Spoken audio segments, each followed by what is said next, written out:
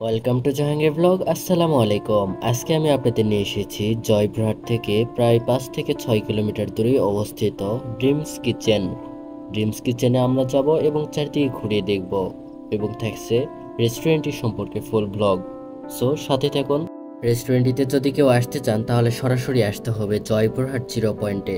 Joypurhat 0 point থেকে হিসমি বাজারে আসবেন। হিসমি বাজারে মূল্য নিবে প্রায় 20 থেকে 30 টাকা মূল্য একটি রিক্সা ভাড়া।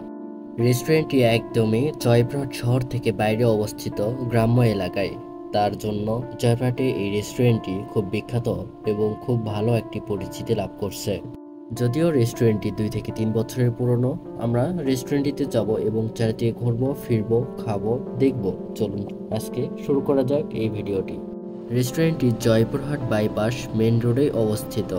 বাইরে আর সময় দেব না, ভিতরে যাওয়া যাক। রেস্টুরেন্টটিতে প্রথমে প্রবেশ করতেই দেখতে পারবেন চারিদিকে বিভিন্ন রকমের লাইটিং সিস্টেম দ্বারা রেস্টুরেন্টটিকে সাজসজ্জা করা হয়েছে। রেস্টুরেন্টটি বাইরে থেকে দেখতে যতটা সুন্দর মনে হয়েছিল, ভিতরে এসে দেখি তার চেয়ে বেশি সুন্দর লাগছে এবং চারিদিকে অনেকটা সুন্দরভাবে উপভোগ করা যাচ্ছে এই পরিবেশটা। যদিও লাইটিং সিস্টেমগুলো অনেকটা পুরনো ছিল, কিছু জ্বলে কিছু জ্বলে না।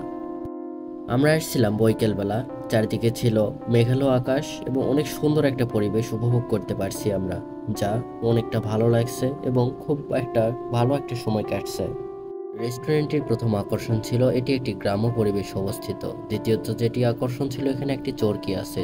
তৃতীয়ত যে আকর্ষণটি ছিল সেটি হচ্ছে ছোট বাচ্চাদের খেলনা। ছোট বাচ্চাদের জন্য রয়েছে বিভিন্ন রকমের খেলনা যা ছোট বাচ্চাদেরকে আনন্দ দিবে। সবশেষে বলবো খাবারের তালিকা। রেস্টুরেন্টটিতে বিভিন্ন ধরনের খাবার পাওয়া যায়, যা লিস্টটি আপনাদের সামনে তুলে ধরলাম।